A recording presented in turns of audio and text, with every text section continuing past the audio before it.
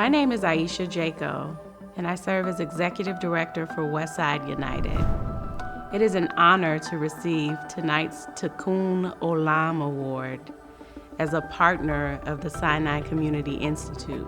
Our work in health equity spans across 10 Westside zip codes with the aim to decrease Chicago's life expectancy gap, where it's currently a 13-year difference if you live downtown Chicago and in communities like West Garfield Park. We think about what it means to increase access to health care for Black and Brown residents across the West Side. This work is not possible without the framing that has been laid for the last 30 years by institutions like the Sinai Community Institute. We are honored to be a partner on this journey of eradicating Chicago's life expectancy gap, and it would not be possible without partners and leaders like Deborah Wesley and Dr. Ngozi Ezike.